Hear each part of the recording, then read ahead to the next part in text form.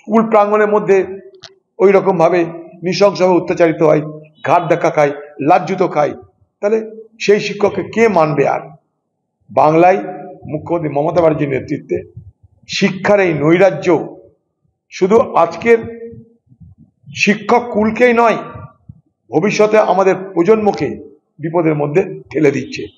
তাই পশ্চিমবঙ্গে যদি মুখ্যমন্ত্রী বলে কেউ থাকে, সে যদি মনে করে যে তিনি মামাটি মানুষের সরকারের নেত্রী, তাহলে তার উচিত সেই তৃণমূলের মস্তানকে এইভাবেই ঘাড় ধাক্কা দিয়ে তার পদ থেকে সরিয়ে দিয়ে পুলিশের হাতে তুলে দেওয়া।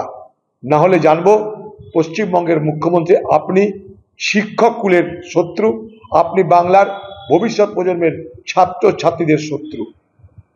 ফের শিক্ষাঙ্গনে শাসকের শিক্ষক শাসন, স্কুলে তাড়া করে মার। কাকদ্বীপের স্কুলে পড়ুয়াদের সামনেই ভারপ্রাপ্ত শিক্ষককে ঘাড় ধাক্কা দিলেন তৃণমূল নেতা। তাড়া করে ক্লাসে ঢুকিয়ে মারের পর সিসিটিভি ফুটেজ ডিলিট করে দেন নেতাই। বিস্ফোরক অভিযোগ করেছেন আক্রান্ত প্রধান শিক্ষক। কাকদ্বীপের তৃণমূল পঞ্চায়েত সদস্যের বিরুদ্ধে এই অভিযোগ করছেন আক্রান্ত শিক্ষক। যে ছবি আপনারা দেখতে পাচ্ছেন, একেবারে করিডোরে প্রধান শিক্ষককে ঘাড় ধাক্কা দিয়ে তাড়া করছেন পরিচালন সমিতির সভাপতি, যিনি তৃণমূলের পঞ্চায়েত সমিতির সদস্য। এরপর মারাত্মক অভিযোগ করছেন প্রধান শিক্ষক শুধু এখানেই মারধর করেছেন এমনটা নয়, প্রধান শিক্ষকের ঘরে ঢুকে পিটিয়েছেন পরিচালন সমিতির সভাপতি এবং তারপর সেই সিসি ফুটেজ ডিলিট করে দেওয়া হয়েছে।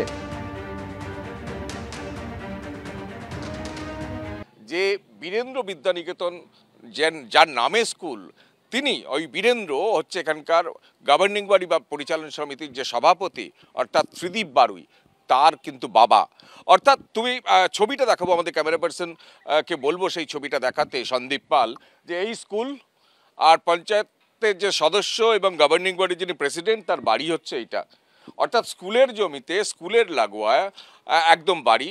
তার এই বাড়ি দিয়ে আমরা ভেতরে ঢোকার চেষ্টা করব। তিনি যদিও সকাল থেকে বেপাত্তা, তার কোনো খোঁজ পাওয়া যাচ্ছে না। আমরা সরাসরি একবার দেখব তিনি বাড়িতে আছেন কিনা, বা বাড়িতে থাকলে তার এই সাহস কোথা থেকে আসে। এ ত্রিদীপ বাবু আছেন? হ্যাঁ আছেন? আমরা এবিপি আনন্দ থেকে এসেছিলাম। হ্যাঁ, চাঁদা তুলতে গেছে, চাঁদা তুলতে যায়, আবার অন্য কোনো কাজে গেছে, কোথায় গেছে এখন ঠিক নেই, জানি না। আপনি কে হন? বৌদি। হ্যাঁ, বৌদি। বৌদি। হ্যাঁ, কালকে এরকম একটা ঘটনা ঘটেছে, ওনার বিরুদ্ধে অভিযোগ উঠছে, মারধর করেছেন প্রধান শিক্ষক বলছেন। ওসব খবর জানি না, আমরা ওইসব জানি না। সত্যি মিথ্যে কি করে জানবো? ছবিতে দেখা যাচ্ছে। আচ্ছা, আমরা জানি না ওইসব। উনি কখন আসবেন? যেমন বলতে পারি না কখন আসবে, কি করে। উনি সকাল থেকেই নেই? না।